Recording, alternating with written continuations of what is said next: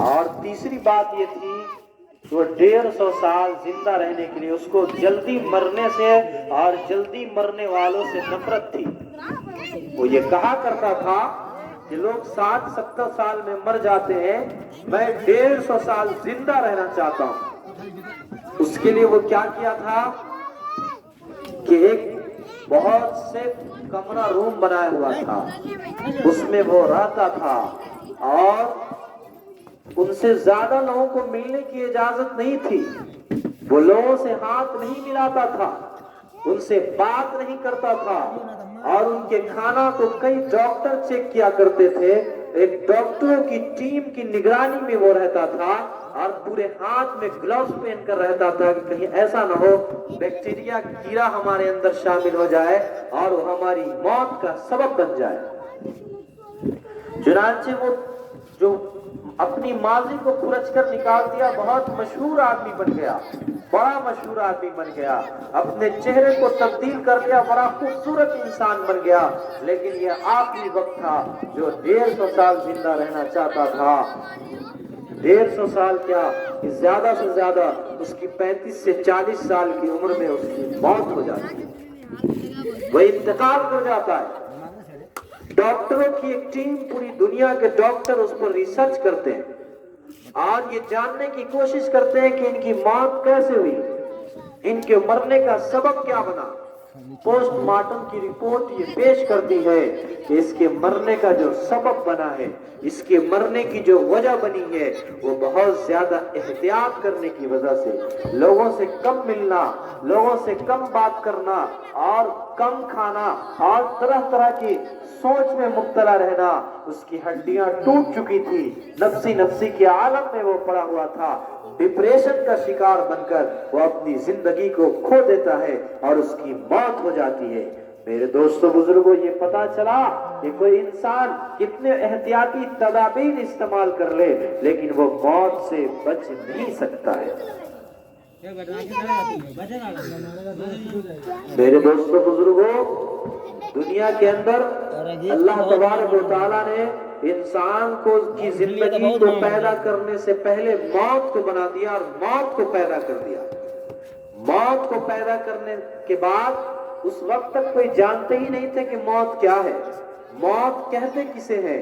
موت کس چیز کا نام ہے، کسی کو یہ معلوم نہیں تھا، یہ پتہ نہیں تھا۔ اللہ رب العالمین نے موت کو بہت سارے پردوں میں چھپا دیا، 70,000 پردوں میں چھپا کر بہت ساری زنجیروں سے جکڑ دیا، باندھ دیا۔ فرشتوں کو حکم ہوا کہ فرشتے تم آؤ، تم سب کو ایک چیز کا نظارہ کراتے ہیں، ایک چیز دکھلاتے ہیں۔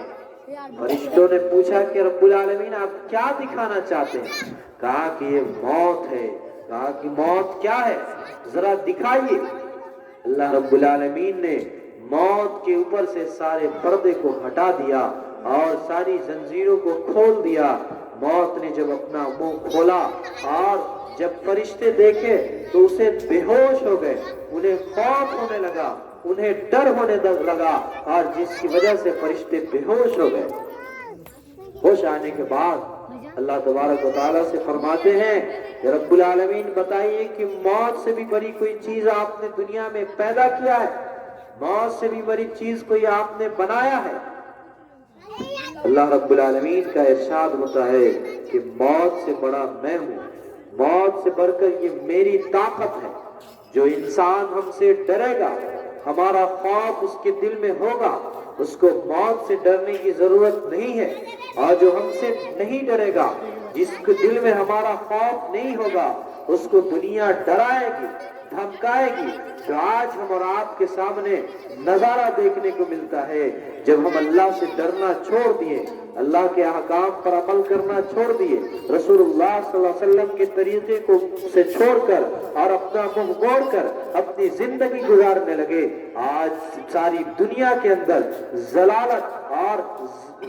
ہماری مقدر بن گئی، طرح طرح سے ستایا اور پریشان کیا جاتا ہے۔ میرے دوستو بزرگوں، آج بھی اگر اللہ کی رسی کو ہم مضبوطی کے ساتھ پکڑ لیں تو یقین مانیے ہمارا بیڑا پار ہو جائے گا، کیونکہ اللہ نے قرآن کریم میں فرمایا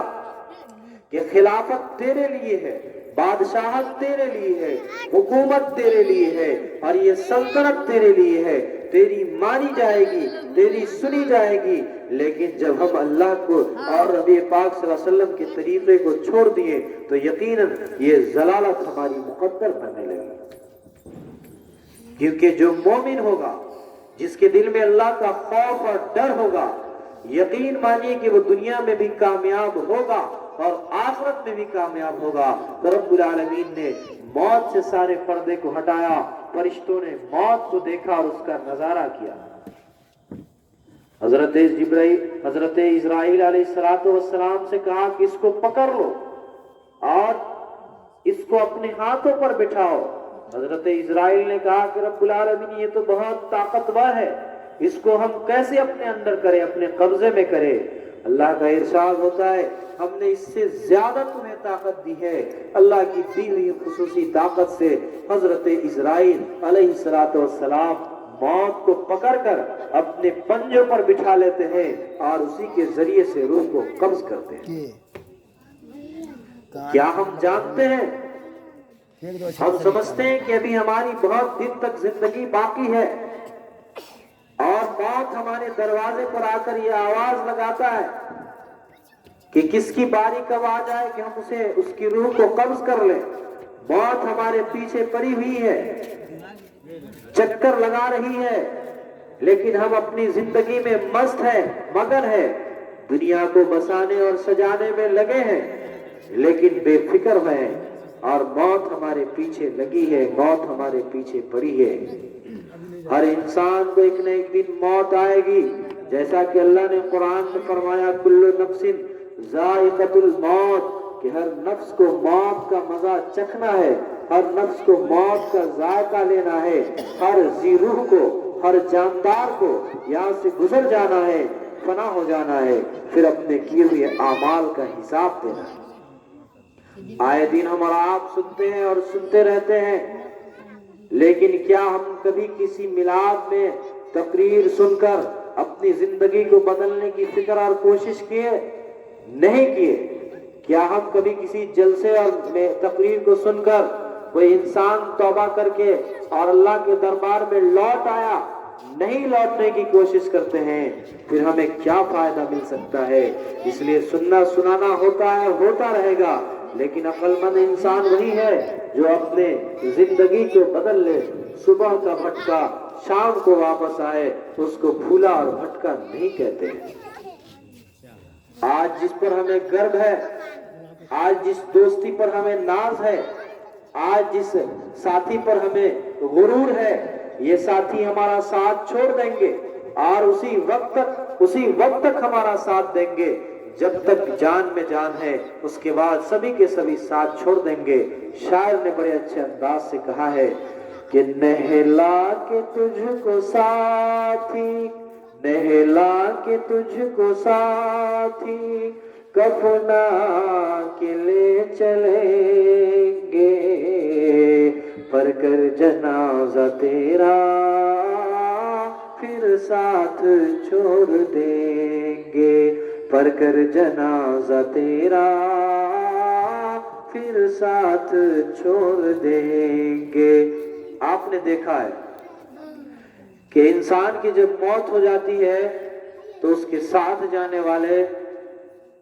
دو تین طرح کے لوگ ہوتے ہیں۔ ایک لوگ وہ ہوتے ہیں جو آپ کے جنازے سے واپس ہو جائے گا، چلا جائے گا، یہ پہلی قسم کے لوگ ہوتے ہیں، کیونکہ ایک انسان کا انسان کے اوپر حق ہے، اور انسان کا انسان کے اوپر حق کیا ہے کہ جب وہ سلام کرے تو اس کا جواب دے، جب وہ چیخے الحمدللہ کہے تو اس کے جواب میں رحمک اللہ کہے، جب وہ دعوت دے تو اس دعوت کو قبول کیا جائے۔ اسی طرح سے جب وہ بیمار پڑے تو اس کو دیکھنے کے لیے جایا جائے، کیونکہ بیمار کو دیکھنے کے لیے جانا یہ بڑا ثواب ہے، بڑا اونچا مقام ہے۔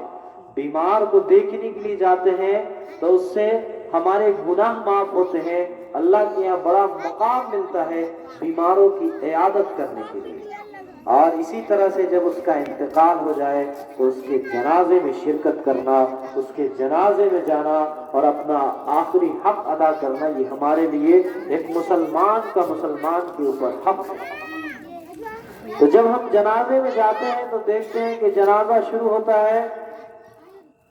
اور جنازہ پڑھ کر بہت سارے لوگ رخصت ہو جاتے ہیں، چلے جاتے ہیں، الوداع کہہ جاتے ہیں۔ مرنے والوں کو یہ کہتے ہیں کہ اب میرا حق تھا، میں نے اپنا آخری حق ادا کر کے چلے آئے۔ لیکن کچھ ایسے بھی لوگ ہوتے ہیں جو کہتے ہیں کہ بڑا اچھا آدمی تھا، چلو اس سے بڑی محبت تھی، بڑا لگاؤ تھا،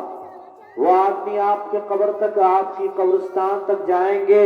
اور آپ کو 3 مٹھی مٹی دے کر کہیں گے منہا خلقناکم، جس میں اللہ تبارک و تعالیٰ فرماتے ہیں ہم دعا پڑھتے ہیں، ہم کو دعا یاد ہے، لیکن کیا ہم نے کبھی اس پر غور کیا کہ اس دعا کا معنی اور مطلب کیا ہے؟ اللہ تبارک و تعالیٰ کیا فرماتے ہیں؟ منہا خلقناکم، اے لوگو ہم نے تمہیں اسی مٹی سے بنایا ہے، اسی مٹی سے پیدا کیا ہے، اسی مٹی سے تمہاری تخلیق فرمائی ہے، اسی مٹی سے تجھے وجود بخشا ہے۔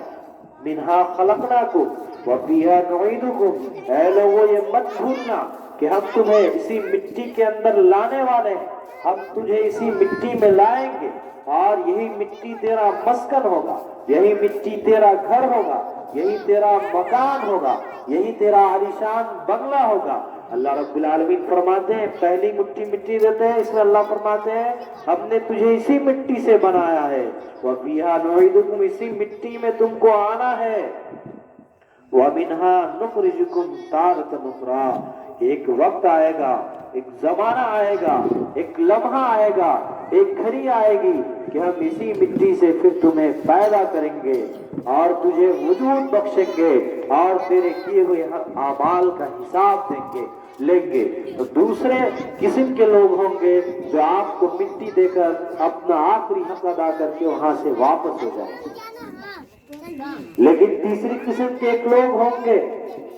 آپ کے جنازے کے ساتھ جانے والے، وہ تیسری قسم کے لوگ جس سے آپ کا خون کا رشتہ ہوگا، جس سے آپ کا بھائی بھائی کا رشتہ ہوگا، جس سے آپ کا باپ بیٹے کا رشتہ ہوگا، جس سے آپ کا بڑا گہرا تعلق کا رشتہ ہوگا، وہ آپ کی قبروں تک رک جائے گا، کھڑا ہو جائے گا اور آپ کو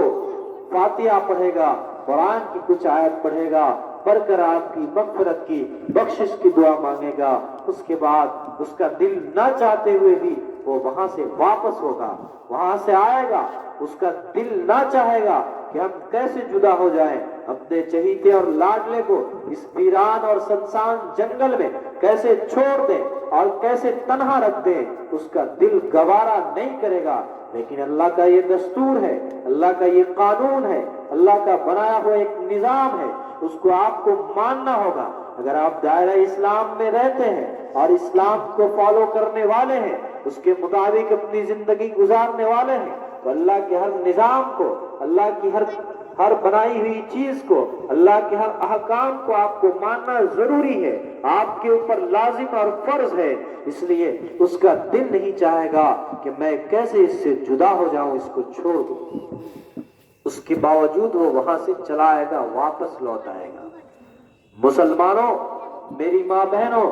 ذرا آپ غور فرمائیے کہ جب وہاں سے ایک نئی زندگی شروع ہوگی، موت ایک جگہ سے دوسری جگہ ٹرانسفر کر دینے کا نام موت ہے، ایک جگہ سے دوسری جگہ منتقل کر دینے کا نام موت ہے، اپنے رشتہ داروں سے دور کر دینے کا نام موت ہے، خوشی پر پانی پھیر دینے کا نام موت ہے، بھائی کو بھائی سے جدا کر دینے کا نام موت ہے، باپ کو بیٹے سے جدا کر دینے کا نام موت ہے، باپ کو بیٹی سے اور بیٹی کو باپ سے جدا کرنے کا نام موت ہے۔ خوشیوں پر پانی پھیر دینے والی، امیدوں کو توڑ دینے والی، لذتوں کو ختم کرنے دینے والی، مجلسوں کو توڑ دینے والی اور محفلوں کو ویران کر دینے والی چیز کا نام موت ہے۔ اور وہاں سے ایک نئی زندگی کی شروعات ہوگی، وہاں آپ ہوں گے، آپ کی تنہائی ہوگی، آپ ہوں گے، آپ کے اعمال ہوں گے، آپ ہوں گے، آپ کی نیکی ہوگی، آپ کی کرتوت ہوگی، آپ کے اعمال، آپ کی عبادت، آپ کی صلہ رحمی، آپ کی محبت، آپ کی ہمدردی، آپ کا ذکر و اذکار، حسن سلوک اور اخلاق اور محبت، بھائی چارگی، یہی ہوگا اور کچھ نہیں ہوگا، بلکہ صرف اور صرف آپ ہوں گے۔ ذرا غور فرمائیے کہ جہاں وہ فرشتے آئیں گے اور ہر سے کسی سے یہ سوال پوچھا جائے گا، اس سے کہا جائے گا کہ بتاؤ کہ تیرا رب کون ہے۔ اگر انسان دنیا کو ایک مسافر خانہ بنا کر اپنی زندگی گزارتا ہے، دنیا کو انسان اگر چند لمحوں کے لیے جیسے آتا ہے مسافر اور گزر جاتا ہے ویسے گزارتا ہے، دنیا کو یہ ہمیشہ ہمیش کا گھر اور مکان اور مسکن نہیں بناتا ہے، اس کے لیے خوشخبری ہوتی ہے۔ اور جو دنیا کو بہت لذت کے ساتھ گزارتا ہے، دنیا میں ملوث ہو کر گزارتا ہے، اس کے لیے بڑی خطرناک بات ہے اور اس کے لیے بڑی ہی افسوس کی بات ہے۔ سوال پوچھے گا فرشتہ، اور یہ کوئی ایسا سوال نہیں ہوگا جو سوال دنیا کے اندر رکھ کر چلے جاتے ہیں اور میں